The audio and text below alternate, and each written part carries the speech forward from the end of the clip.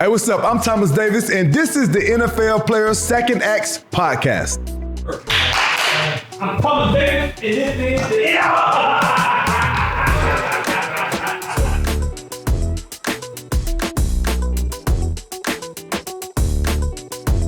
Thank y'all for tuning in today. This is the NFL Players Second Acts Podcast. I'm Peanut Tillman, and with me as always, my guy with the Silver Fox, Roman Harper. What's up?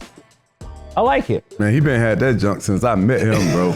You're not supposed to talk. You're supposed to be a secret. You don't tell me. You're supposed to secret. You don't tell me. You don't tell me I can't talk. Let's just rip the Band-Aid off. Hey, right? you invited me on here. You can't tell me not to talk. That's what you're here for. I'm going to tell you where we're at. Okay. First of all, we're in the Panthers Vision studio. Yes. Here in the Bank of America. And Peanut introduced the guy who's talking. Illustrious guest. Hi, I'm Thomas Davis. Welcome we got all-pro linebacker Thomas Davis, all-time leading tackler, played about 22 seasons. He owns a restaurant. What else? He's basically Walter Payton, man. Walter Payton, probably the most important stat I say today. In all seriousness, he is the Walter Payton Award winner, 2014 season. Phenomenal guy. He is literally the mayor. There's no doubt. Of Charlotte. No question. Ladies and gentlemen, my friend, my brother, y'all welcome Thomas Davis to the podcast. My God. What's up? What's up, man? You like that intro, huh? I like the suit, man. I like that. I like the outfit. I like the boots, the spikes. It looked like you kicked a troll. I knew it. Treasure troll. Listen. With the glitter. I knew that was coming. I was waiting. I was wondering what it was going to be. But I'm like, okay. The glitter treasure troll and it cracked let Peanut go ahead. Let Peanut go ahead and get his little insults out the way because I know it's coming. It never fails. I'm sorry. I just had to say Anything else before we get down to real business? I love the silk. It looked like you. Okay. Yeah. Mm-hmm. Yeah, I like it. It looks silk is good. It fits your skin. Mm-hmm. It'll stick to yours though. Shut up, dummy. All right, I'll get a little serious then. All right, TD, man, I live in Charlotte. Do you? I mean, yeah. I live like in Charlotte. Everywhere. I don't never see you. You are everywhere. Okay. I will give you that. Man, I want to know. You are. What is it like, this Charlotte community, as far as like retired NFL player?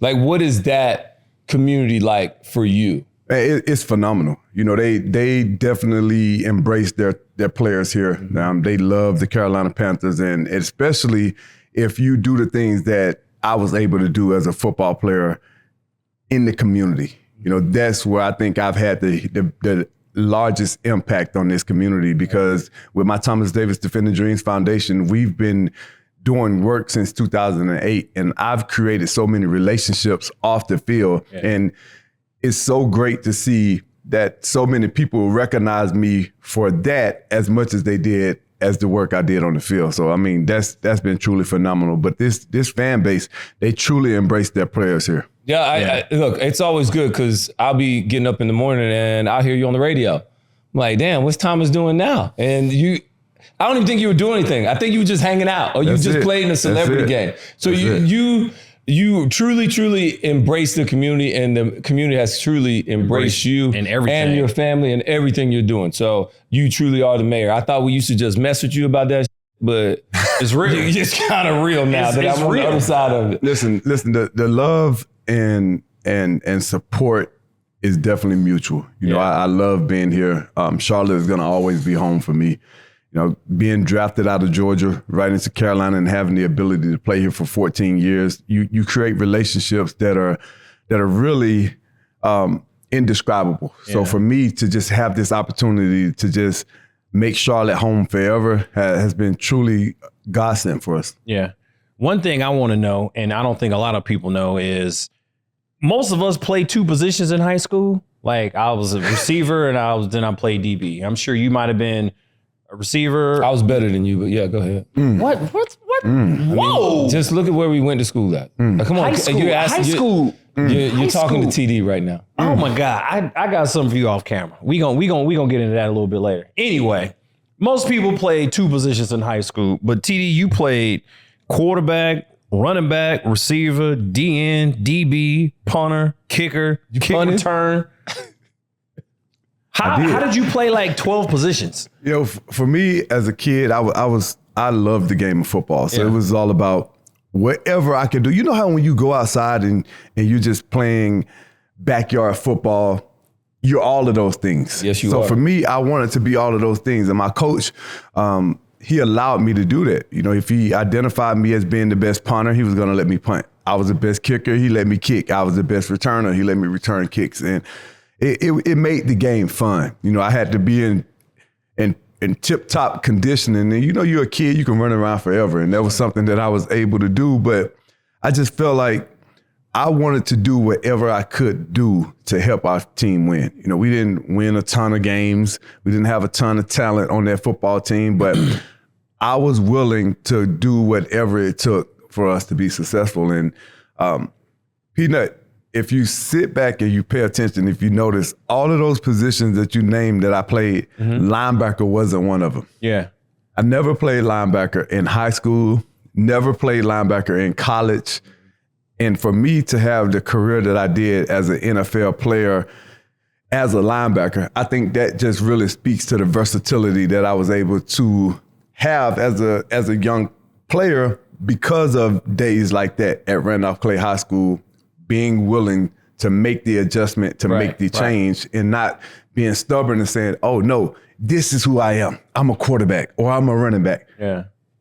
It's all about wherever you can put me at that I can be successful, I'll figure it out. And how was it when you went to play linebacker? Was that a challenge? Was just like, I don't know, linebacker. I'm in the league. Now you want me to play linebacker, a brand new position? Listen, they told me that it was a possibility. You know, half the teams that wanted me coming out of college wanted me to play linebacker. Half the teams that wanted me to play safety. And it's kind of a running joke with Mike Tomlin. He always said, I would have left you at safety. You know, you just would have been a safety for me. But I think, honestly, it was a huge, huge difference being that close to the line of scrimmage. Yeah, you know, Roman being a safety, you understand the freedom that you have. You're the extra guy. Like you're unaccounted for. You come down into the box and now you're the free hitter. Well, now I'm in a position, I'm smaller. I'm not as strong as some of these other linebackers and definitely not as strong as the lineman that I'm getting ready to take on.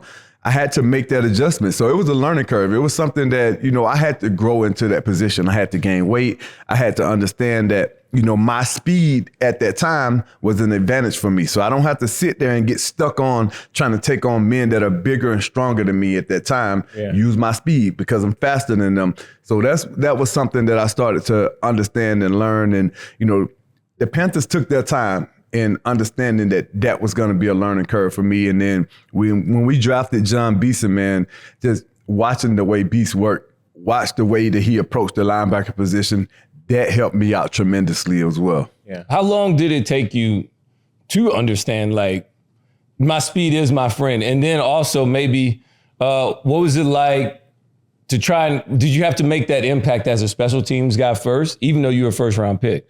Like, what was that mentality like too? Because a lot of guys like myself, we never were shining on special teams. Listen, I love special teams. Special teams was always my thing. I was the special teams captain at Georgia. Oh, really? Like, that really just speaks to, you know, me understanding the importance of special teams. So probably up into, like, I would say 10 years into the league, I was still on special teams. Still, I was a gunner. Yeah. I was on the punt team.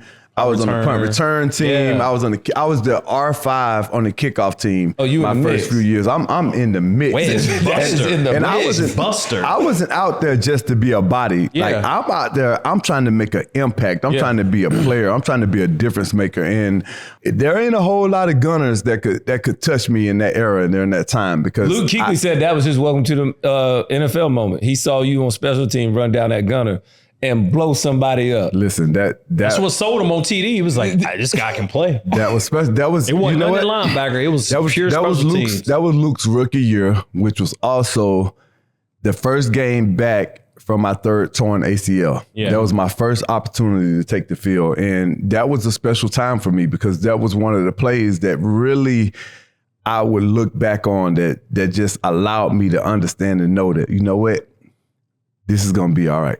I'm going to make it. I'm going to make it through this.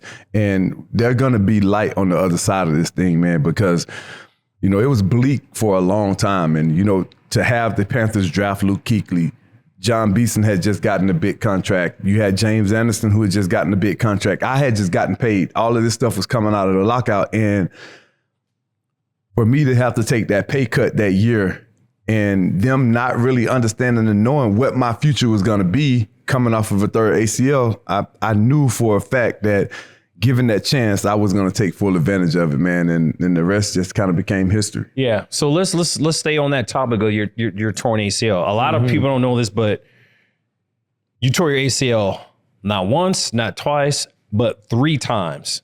Now, I don't know if there were consecutive years. It was. So a torn ACL, 3 consecutive years. Yes. And for those that don't know, I've torn it, you've torn it. It takes about 10 to 12 months to come back off a torn ACL. And I know you once said, it looks like the same knee as well.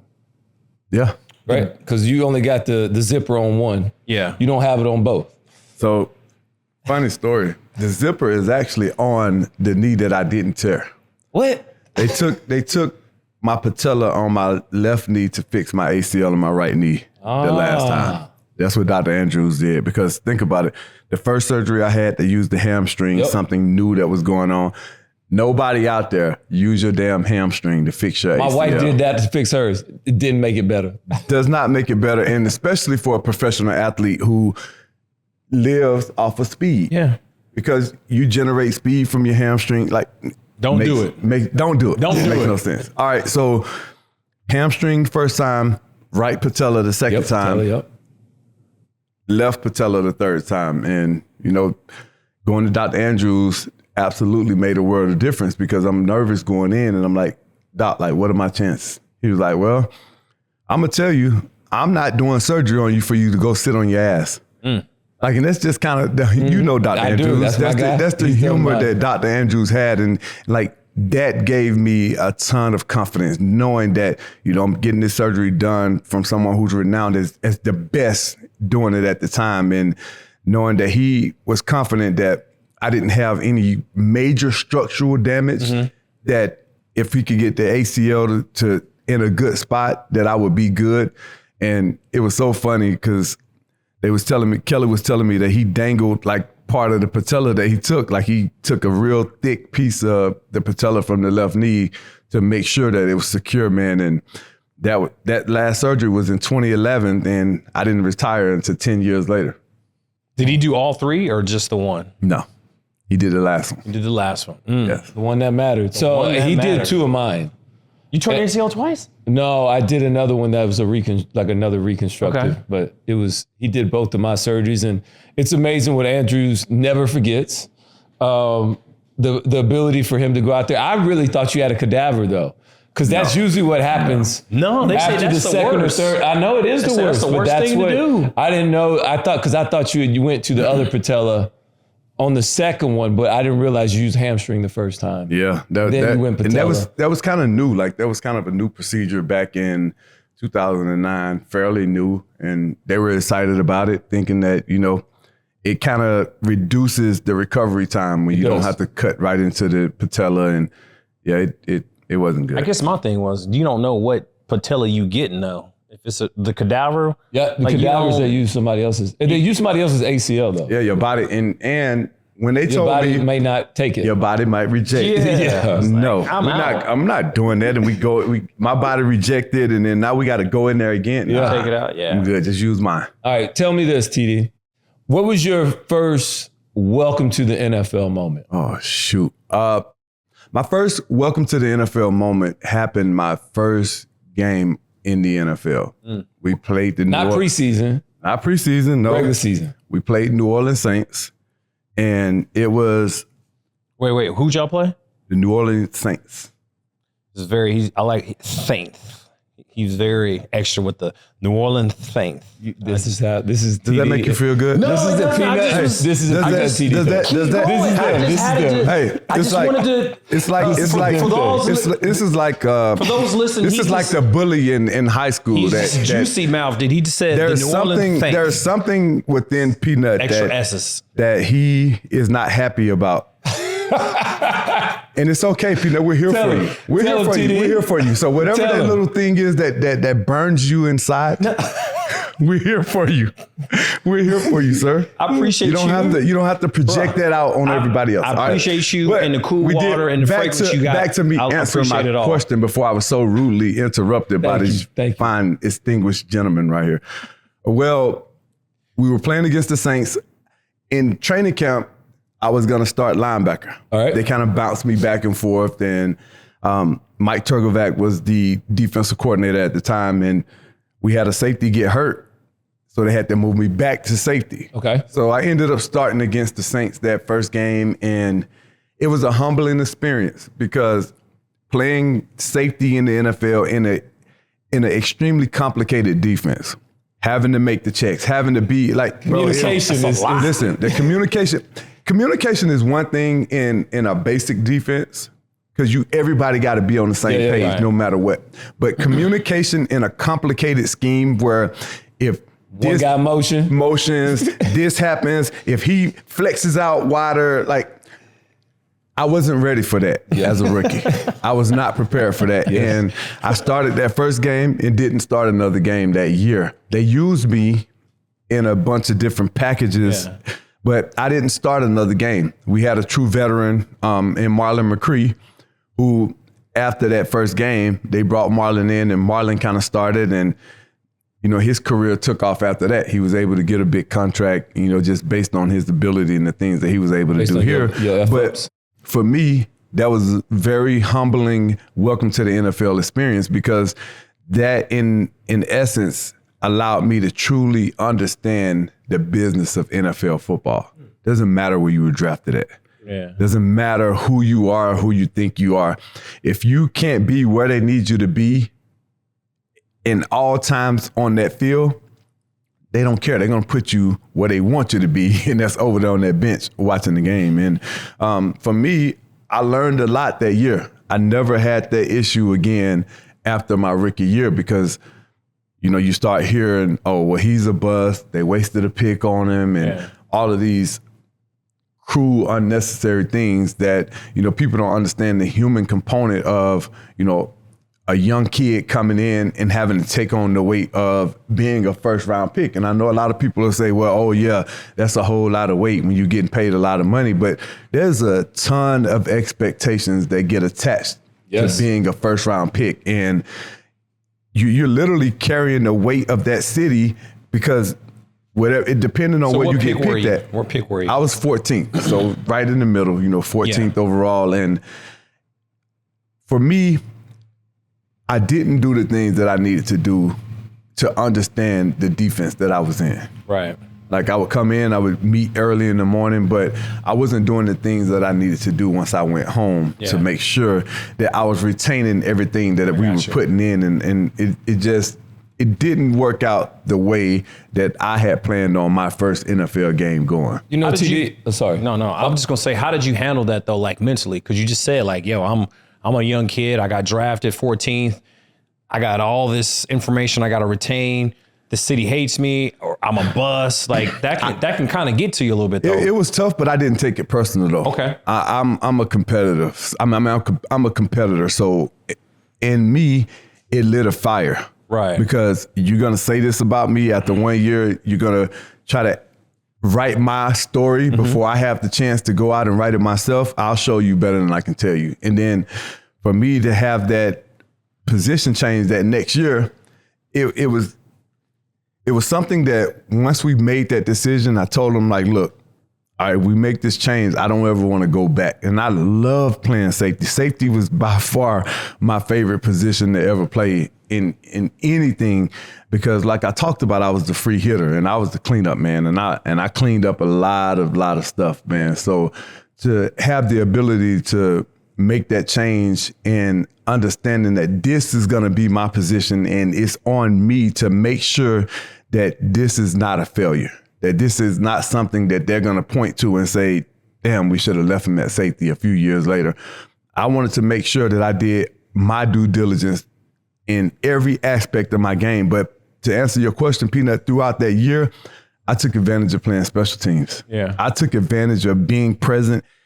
Every single time that I took that field, I wanted to flash something. I wanted something to stand out or jump out on film for them to say, we got to figure out a way to get this kid on the field. Yeah. And that's exactly what happened. Yeah. Okay. Did So- you take advantage of special teams when you played special Oh, you teams? know I ain't played no special teams, dog. McDonald. Dog, I ain't played no special teams. You ain't dog. about that life? I'm not about that life. I've admitted that. I'm cool. I've accepted it. I'm not Tough enough? No, and special teams not something you can pick up later on in your career either. Like it's not me. I'm not one of those guys. It's fine. You can pick it up later in your career, but in essence, if you don't have to do it when you first come out, Peanut, I'm too good for that. I had to. I'm I too good, had no choice. but I'm too good for that. You can. I've never played I said special Alabama teams. guy for you, I've though. never I played totally special know teams it. in my I don't life. use- We don't do special teams. Before you start talking about Alabama, let me just go and take the power away from TD because I know what he's going to say. I know what he's going to say. I'm not going to take TD's power away the way Eminem did it in 8 Mile. I'm going to say all the things that you're going to say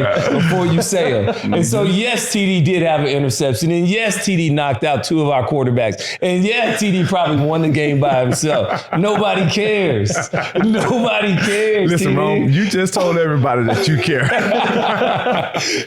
You know what? I want to. You talked about something though that was really good, and so you talked about safety and how much you love playing it. And I just told everybody how you pretty much beat Alabama by yourself. I was there, and me and you never let me. You still like to talk about. Oh, that. you'll never hear the end of that. It's all right. We ain't gonna talk about it today though, because I'm in control of the mic.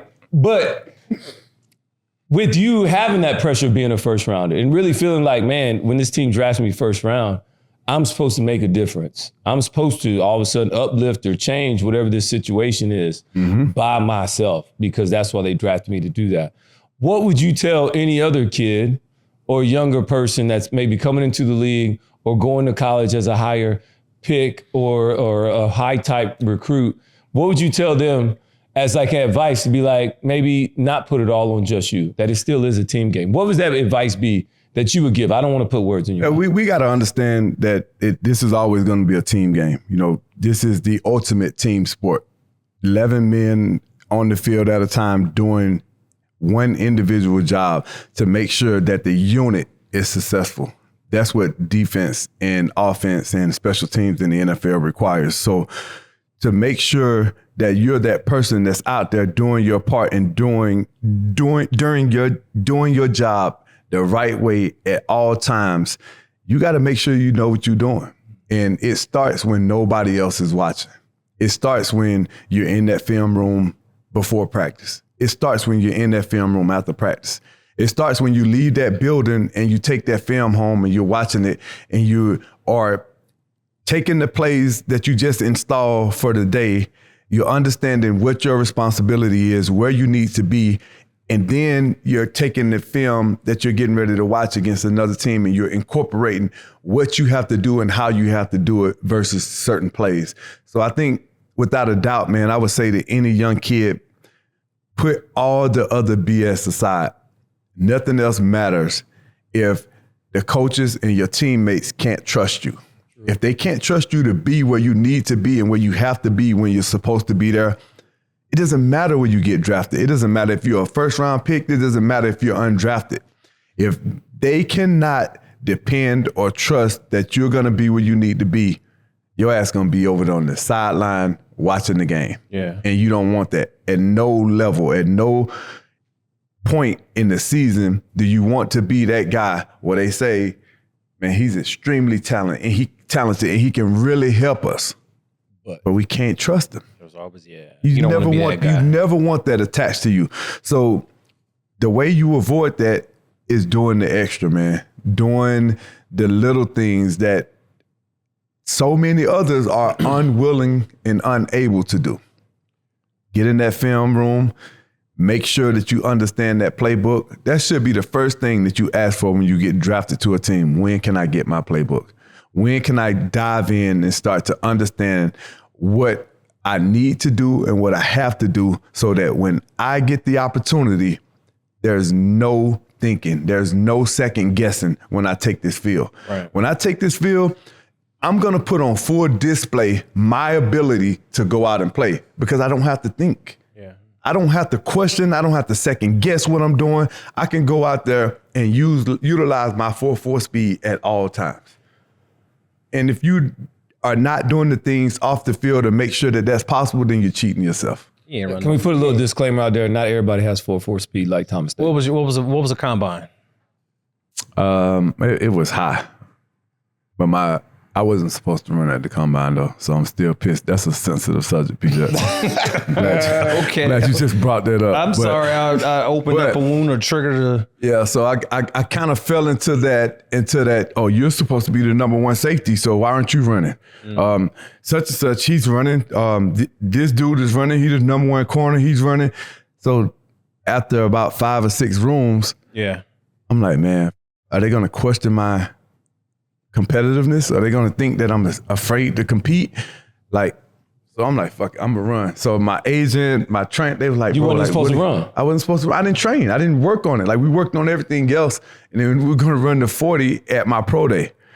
And man, I left the combine. I'm like, man, I just messed up every single component. I'm like, I just messed up every single thing that I worked so hard for by allowing somebody to talk me into doing something that I didn't prepare to do.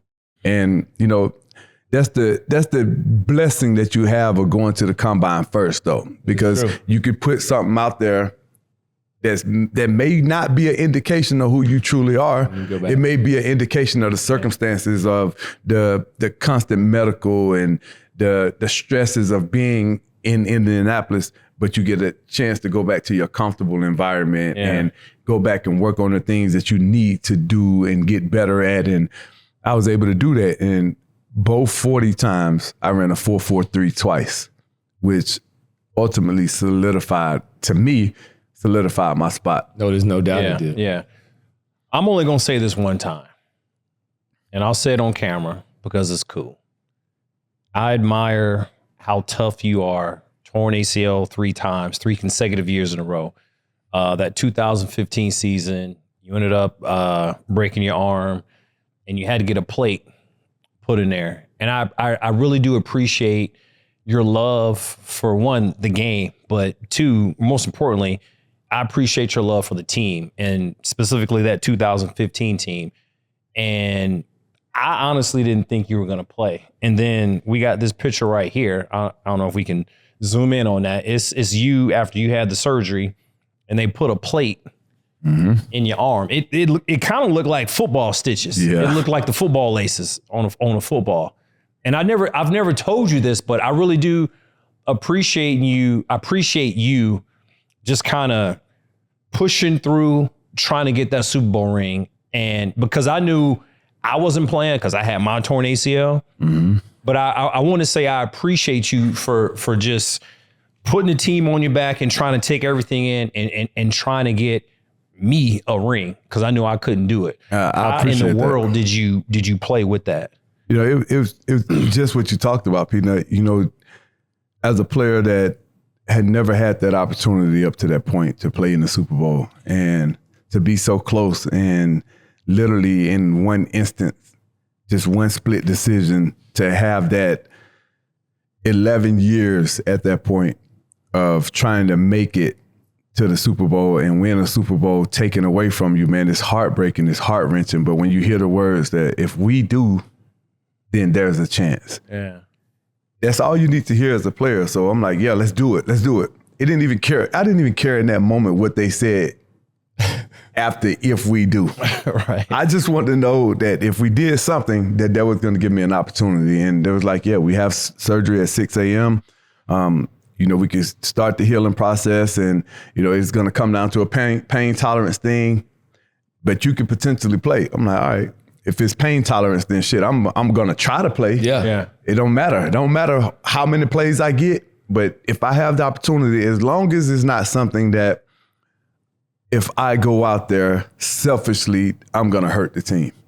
Like if it's something that Shaq Thompson stepping up or AJ Klein stepping up and playing would be a better player in that moment because of the injury than me, then I'll bow out and I'll let them play. And, you know, as the week went on, man, I'm talking to Peanut. I'm like, bro, like, I don't know if this is going to be your last year. You had kind of expressed potentially it could have been your last year. But I'm like, man, we want to try to get you a ring too, man. But I also was hoping that you came back and got that one last interception that you needed too for that 40-40. Yeah. Right? Yeah. We talked about that. So I'm like, man, it's situations like that where we got guys that have meant so much to this game, has given so much to this game and have accomplished so much, and now they're in a position where they can't even play or finish. You know, and I think, like, Rome, you were in a situation at that point in that season too where you kind of hurt your neck and you couldn't play. Yeah, it was my eye, but yeah. I mean, yeah, my bad. Don't put it on your neck. But those are the kind of play instances where you look at your brothers and you're like, man, what would these dudes do in this moment? What would they do for this opportunity to play? Yep. I know without a doubt if there was a surgery or something that could have taken place that would have given you a chance to play, you'd have been in there.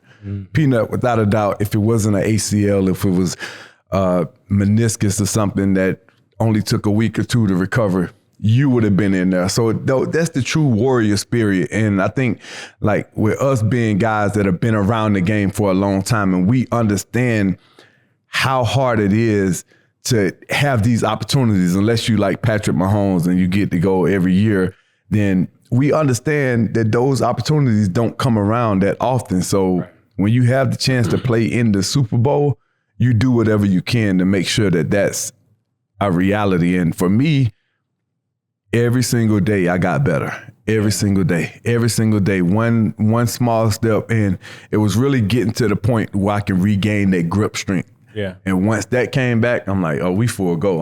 I'm playing in this game. To go from having that uncertainty of not being able to play possibly to playing every snap defensively, I mean, that was truly a representation of God and how amazing he is and how amazing he has been in my life. And people are like, how could you say that, you know, that's a representation of God when all the things that you've gone through? I say, yeah, I've gone through a lot of things, but look at all the things that he's allowed me to overcome. And that's what people lose sight of. You like, well, God wouldn't allow this to happen to you, or he wouldn't allow, well, I don't know what God you serve, but the God I serve allowed me to overcome every single obstacle that have ever come my way. No, Won't he do it? Oh, yes, he will. Yes, he will. And on time. But the thing is, TD, I never thought you weren't going to play in that game. I never had an inkling. I never had a doubt. You better than me. When I got up out of that surgery room, boy, I wasn't feeling all that. I can't feel I my wasn't arm. feeling all that. I just think it's, I love the way you explain that. But in my mind, from the outside looking in, I never thought that you would miss that game just because I knew what you meant to this city, what you meant to that team, the organization, and especially to that defense that year. Let me tell you what's so heartwarming about that whole thing, man. When I went into surgery, you know, Kelly was there. And when I woke up, I look over and Luke Kuechly's sitting right there. And he was with me the whole time, man. Like, we getting ready to go to the Super Bowl. Like, there's a lot of stuff that this man could be doing. But he was literally sitting right there, right at my hospital bed, took me home from the hospital. And, like, I think that really spoke to the closeness of that football team that year. For sure. You know,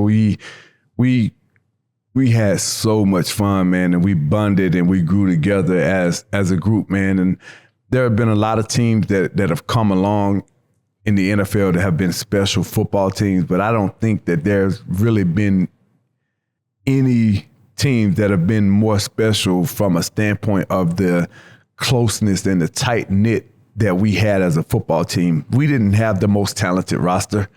If you go back and you look at that team, from top to bottom, offensively, defensively. We didn't have the most talented roster, but we had a special group that would go out and do anything for each other.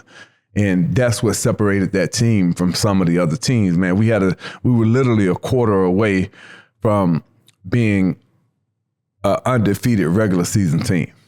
Yeah. But I think that was our superpower, though. Like our love for one another. To me, that's what made that team very special. Yeah. Like Coach Rivera would say it all the time. He's like, guys, the best thing about you guys is you being yourself. Yep. He's like, don't ever stop being yourself. And he pushed it. That was his main thing. He said, guys, don't change. Everybody's talking. Everybody's, taking pictures on the sidelines. You guys were ruffling feathers. Nobody liked, because we just seemed like we were having way too much fun. Yep. And they didn't really enjoy that. But that was the main thing Coach Rivera kept telling. He said, hey, guys. I love you for who you are to me. Be who you are. He came up in that 85 Bears team where they had a whole bunch of different personalities. Yeah. And I think he saw a lot of that in us. Yeah. And so he continued to try and push that on us. And but I want to push something on you, TD. What's retirement life like? Because I know, you played your last season. You said you knew it was time. You were going to be your last one. But what have you been doing and how are you enjoying retirement now? I think because not many of us get to call our shot like that. Transitioning is not an easy thing on any level. Doesn't matter what level you're on. Transitioning from any job is gonna always be tough. But when you transitioning from something that you've worked all the way back from middle school on, your whole life. To really been doing it 20 years to really accomplish, I think it's gonna always be tough. But I would encourage guys that are getting ready to make the transition. Some of us, like you said, get to make that transition on our own time, and some of us are forced into transitioning. But I would definitely say that have a plan. You got to have plans one way or the other. And a lot of guys don't have a plan because they're not ready to walk away from the game. But we all know the way that the sport that we play work, you're one play away from being retired. Yeah. And that's the reality of it. And if you end up in that position before you're ready to, you can find yourself in a dark place. You can find yourself, struggling with a lot of different things. And, Tracy Perlman has been a godsend for me, just having the opportunity to meet her throughout the Man of the Year process. And, over the years of being a finalist, our relationship grew closer. And she told me, she was like, just having the opportunity to be around you, like, I want you to come work for us, and you're going to come work for us as soon as you retire. And that was one of the first phone calls that I got. Yeah. Once I made the decision that, I was going to retire in 2021, she was like, hey, I want you to come work for the Legends community. So I jumped right into that. And being able to stay close to the game and stay connected with the players, like, that has been something that has been very beneficial for me, because I haven't had some of the same struggles of not having that locker room environment that some of the other guys talk about. I have the opportunity to speak to a lot of retired players, and that's the thing that they miss the most about the game, not having that locker room environment, because we spend so much time in the locker room with our brothers and trying to come up with the next game plan to win the Super Bowl. Well, now you're at home with your wife, you're at home with your kids, you're at home with friends and family, and they don't understand.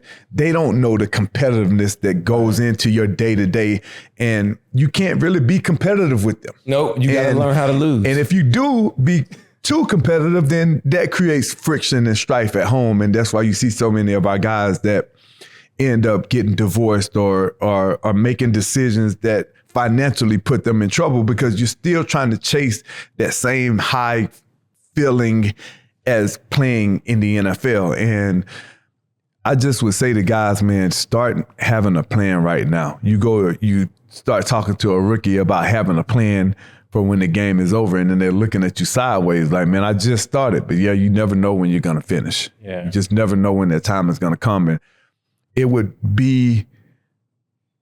I would be doing you a disservice as a player that has played 16 years in this league and that has seen so many guys come through if I didn't tell you to have a plan, if I didn't encourage you to start now with having a plan.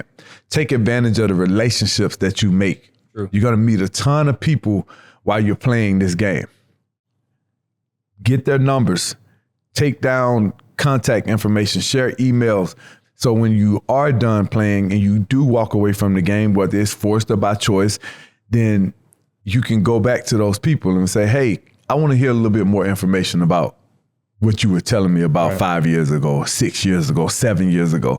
Just kind of keep some kind of dialogue. And I think those are the things that we miss as NFL players because we get so busy with our schedules and we realize that we don't realize that sometimes the people that can have the greatest impact on our lives after the game, we met 7 years ago. Right. So true. And we didn't take advantage of that meeting. And now I just would encourage guys to, man, just make sure you're doing your due diligence because we have the power in our hand to control our futures just simply by the interactions that we make while we're behind that shield. Now, I know you've been a little busy being a businessman now. I want you to talk to us or talk to the listeners about the 1058 restaurant that you got right here in Charlotte. Listen. Is that a stressful It's right thing? uptown. Right uptown. So we call Right uptown here, downtown. Downtown's really Uptown is downtown. So we just downtown is really uptown. I've never figured that out. Like how does don't know. that change? I thought you were Mr. Charlotte. you could change that. But I'm a country boy though, Rome. You That's know that. true. That is true. I don't understand the whole dynamic of up and downtown. I'm like, well, I'm uptown. Well, you mean downtown? I'm like, well, I'm downtown. Well, you mean uptown? Like, when do I get it right? How do I get that right? Right. So I think, just being a business owner, there are a lot of things that goes into it, making the decisions and, not the same as an NFL owner, obviously, but you start to understand how hard it is to make tough decisions. Yeah. You got to make tough decisions that are for the overall success of the organization, right? So you got to let people go sometimes that you may really, really enjoy being around, or you might have to keep some people that you hate being around that are very beneficial to your organization. And I think being able to dissect and understand, that just because you make the decision doesn't always make it the right decision. Mm-hmm. And being humble enough to understand and know that you're not going to always be right. And if you do by chance get it wrong, you cannot be too prideful to make sure that you let people around you know that, hey, I made a mistake. Yeah. I made a mistake and I need your help. I need you in this. And I didn't have any experience in the bar world. In fact, I've never had alcohol in my life, still to this day. Never drank. We got drunk last night. Never drank. Me and you was at the crib. We got drunk last night. Stop telling that story. Never in my life have I taken a sip of alcohol. I've never smoked in my life. Never. And now I have an establishment that sells alcohol, and now we sell hookah. You should try it. It's but good. I just feel like just being able to offer, my whole goal has been, I want to offer an experience to our fan base, an experience that they can enjoy, whether it's football season or whether it is soccer season, baseball season, whatever the season is. I want to make the 1058 experience an environment where they can just come and just enjoy being in there. Yeah. And, we've gotten a lot of great feedback. And one of the things that I had to learn, and I've kind of transitioned away from when I first started, I wanted to take care of everybody. Yeah. That's kind of been my thought process. And, I was paying my servers and my waitresses, I was paying them well above the limits of what other people are paying them. And I'm like, that caused my overhead to be extremely high. So when I got other people to come in and try to help me with the business, man, they identified that as being an issue. I'm like, but how do I go to my workers now and tell them like, we're gonna rein back? But I think one of the things though, just being transparent with people, no doubt, always letting people understand and know. I share the numbers. Like, look, this is where we are for the week. I need y'all to step it up. Or look, y'all did a damn good job this week. Try to mirror that next week. Just offering words of encouragement, man, and just letting them know how much I appreciate them, because every single day they get up and they come to work for the betterment of 1058, man, and that does not go unnoticed. You know what? And because we come from this plus minus world where we graded on it like after every play. Absolutely. You do it right or you do it wrong. So I love the transparency. Yeah. And I think more people would do better in this business world if you're just more transparent. Like, that's it. You know, I deal in the TV space now, and I'm like, I'm always trying to get feedback. And I don't want to hear like that you're doing good. You did a great job. I don't want to hear that. We had this conversation. I don't want to hear about that. I want to hear. But I feel like in TV they don't. Everything it's else. because we're competitors though, and that's what you're used to. In the TV world, in that broadcasting world, they don't really know. Yeah, they're scared to do it though. They're but scared. don't tell me that I did a great job and then you go hire somebody else. For sure. Like, That's what I'm saying. Like, they don't know that though. They don't coach me up. Tell me, hey, yes, you could have been better at this. Your delivery wasn't there. Your tone was super low, and your energy just wasn't there. Yeah. And then I can fix those things. Right. You know, You're not sensitive though. People or defensive. People don't. But I think people are sensitive. And I think you have to understand, though, when you're dealing with professional athletes, these are guys that have been coached their entire lives. This is all we want. That's and all if we I'm want. asking you for this, is it's all not we like want. it's We not, want to get better. I'm telling you to tell me I suck so I can get better at the things that I sucked at. Like if I'm not doing a great job at whatever it is, I want to fix it. For sure. And I said all that to ask you this, because I knew I'd get a little emotional. You knew I was getting a little excited about that. I knew that. And I know the answer to this as well, but the people don't. So is this 1058, like, is this your first experience in this avenue of restaurateur?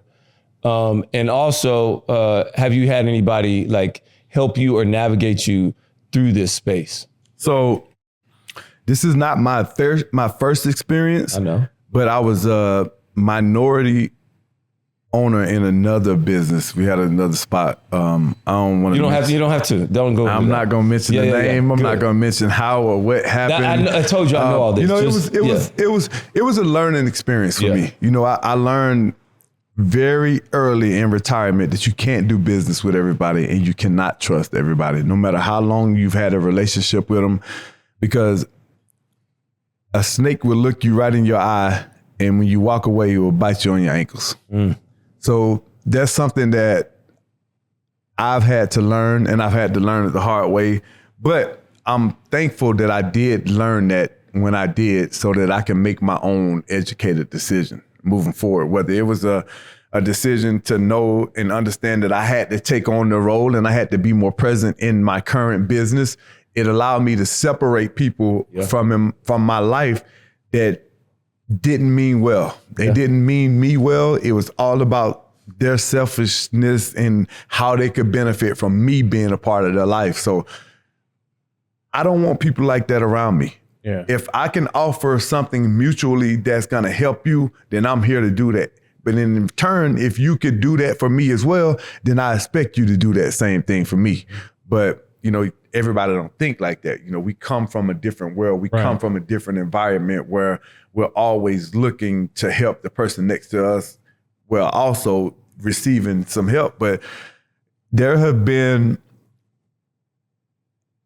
a business partner that I just partner with right now that understands this world, he understands the game, and he's stepped in tremendously, man. And I think 1058 is going to take off, and we're going to go to new heights now because, you know, I had the opportunity to go through those growing pains. I had the opportunity to get it wrong the first time, but not rush into a decision where I'm trying to go now to the next person. Yeah. I wasn't forced into a position. I had the opportunity to just sit back and, you know, just run it on my own. Yeah. And learn the different intricacies of the do's and don'ts of running a sports bar. Yeah. And then now, you know, understanding that you got to cut the overhead in order to see the real profit in the space. And, you know, I was very fortunate to fall into the position that I did with my sports bar, with the lease that I signed, because, man, you ain't going to get the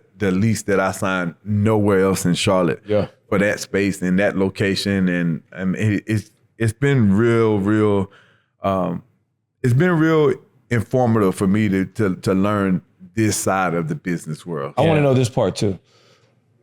How are you enjoying the sports media space? Because I talk to you randomly every couple months, we run into each other. We talk for 15 minutes every single time because it's number love. How are you enjoying it? It's been challenging. Yeah. Like, it's been a lot more challenging than I anticipated it being. And is that because you were so good at sports? And then this is like sports, but it's different? It's not even that. It's the politics of it. Yep, there we go. It's the politics of it. Let's talk and, about you know, and we learned that in football, you're going to have politics. You're going to have coaches that are going to like certain players more than they like others. And you're going to have certain networks and businesses that like guys for what they can bring to the network from a social media standpoint or a fan-driven standpoint. And it's not about the delivery of the content. No. Right. And that's the thing that I struggle with, because there it is. Coming from the NFL world where it mattered how you performed. Yes. We came from a space where it mattered. Every single day you had to be on your A game and you had to show up and you had to perform, or you were going to be replaced. Yes. And now it's just an acceptance of mediocrity that to me is just, and it's simply based on interactions and hits and what you can get from social media. Like, it's a name recognition. It's not about the delivery of the content or the knowledge of the information or what you're talking about. And that's the thing that I struggle with, because I just feel like there's so much that I can bring from a player standpoint of having the knowledge firsthand of being out there that, you know, we're just not able to offer because the opportunities just aren't there. Yes. Yeah. And I know that streaming has completely taken over this space now, and the finances are not there for certain businesses like they were. But I mean, you know, it is what it is. So you've had success, and you clearly haven't gotten to where you are without some people that have helped you in your life. Mm-hmm. Mount Rushmore, if you could put 4 people on this mountain, who would they be and why? Boy, that's tough, Peanut. Definitely, first and foremost, Jerry Richardson. Yeah. It ain't no question that Mr. Richardson is up there. Why? Just obviously for drafting me. Mm-hmm. You know, you have GMs that go and make draft. Mr. Richardson was a part of the draft process for me.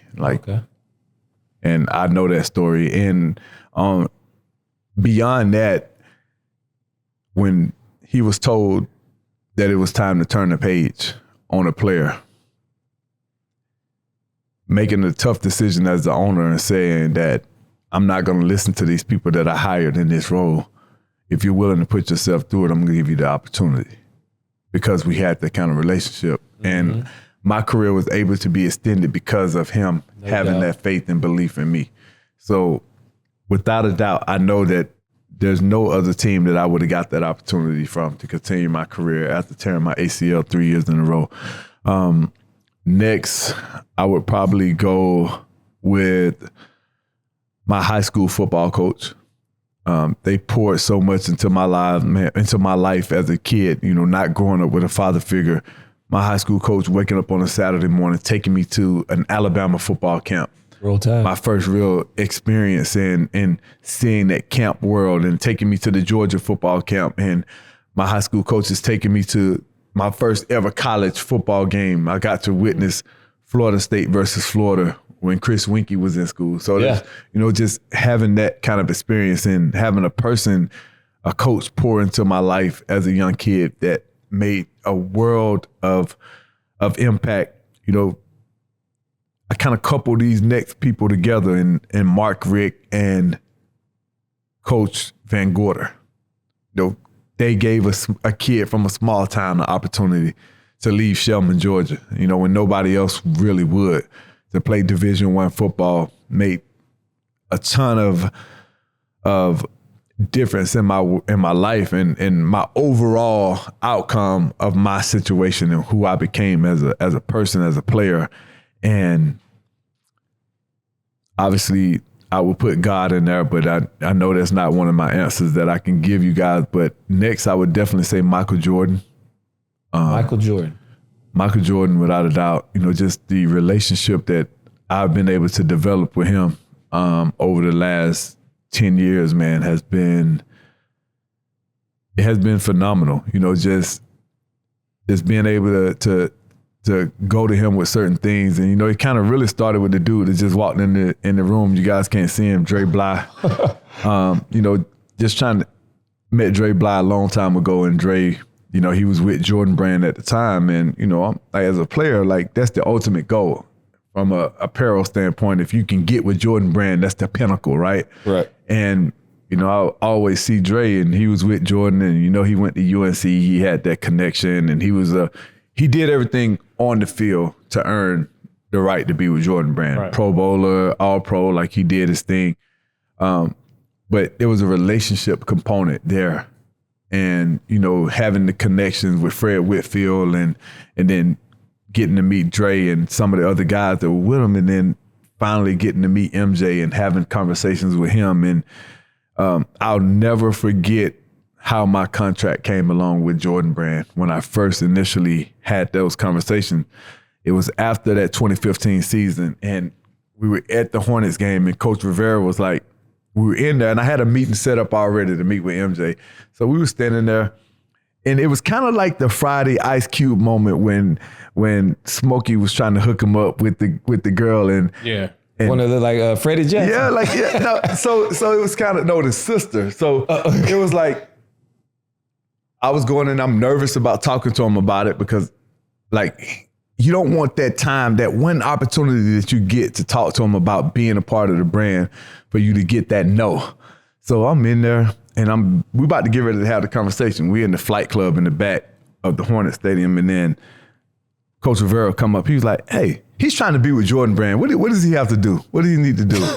And I'm looking at him like, dang, man, you ain't gonna give me a chance to talk. Like, you might have just blew my opportunity, bro. Like, so, but MJ was like, "Nah, who are you with now?" I'm like, "My contract just ended with Nike. I got all this stuff." I'm like, "Yeah, it just ended with Nike. I ain't want to re-sign with nobody else before." He's like, they'll probably give me some pushback, but he's like, "I'll have your contract Monday."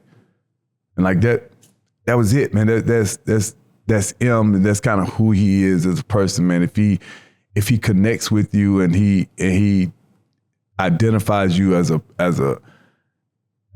competitor, as a good person, and as somebody that could represent the brand in a first class manner, he's all for it, man. Yeah. And literally, I don't even know how he got my number, because I'm like, damn, I didn't give him my phone number. But literally, he texted me on that Monday, man, and they were calling me with a contract ready to be signed on that Monday. And this happened on a Friday night, and literally. And then just to start that relationship with him, man, and I literally, man, still get boxes of personal spring cleaning items from Michael Jordan to this day. Like, it's a lifetime thing. Literally, not even making the phone call for Jordan Brand and be like, "Hey, could y'all hook me up with this?" or "This is coming out." I'm talking about him going in and doing his spring cleaning, like his personal. We wear the same shoe size, so he like hit me up the other day. He's like, "Yo, dog, I'm going through my stuff. I'm about to do a big clean out." Like, I'm like, "Shit, you ain't gotta ask me. Just send it. You got your address. Just send it." I'm never gonna be like, "Nah, I don't want or need that." Like, it's like growing up as a young kid, Michael Jordan was like the pinnacle of any Mount Rushmore for anything, whether it was a person, whether it was a player. Like, he's going on my Mount Rushmore for anything. And whether it's like who you identify as the most competitive person that you've ever seen or been around, like, he's going to always be up there. And that's kind of how I looked at him. Like, he was that Black Jesus, like everybody talks about. And like, just to have that opportunity to create a relationship and a bond with him, man, that was one of the things that I can look back on and like go to my grave knowing that, man, I had that opportunity. Yeah, that's dope. Hey, man. I didn't even know that. Thank you, TD. Yeah, man, I appreciate it. I appreciate you, Dre Bly, man. It's your old self, bro. You feel good. Glad you lost weight. Hey, man, appreciate you coming on the pod. Hey, man, thank y'all, man. It's been real. It's been fun. It wasn't as bad as I thought it was going to be with you, memories. man. You know how you do. Good. Appreciate it. Y'all gonna Look, tell me the story on how y'all got these matching shoes? all I'm though? gonna say is though, you like MJ so much, you got like the M-State MJ mustache thing going on. Like you got the. Yeah, we. He always searching for something. So, bro. I just was saying, Telling you. he got the mustache MJ thing going So on. let me hear the story about the shoes. Enough of your jokes, man. We'll do that off camera. We got to wrap. We got other things to do. Well, look, he left. I'm Peanut. That's Rome. Share, like, subscribe, follow. Check us out on the NFL's YouTube channel, iHeartRadio, Apple Podcasts. We appreciate y'all. Thomas Davis, my guy. Hey, I'm Peanut. That's Rome. We appreciate y'all. Thanks.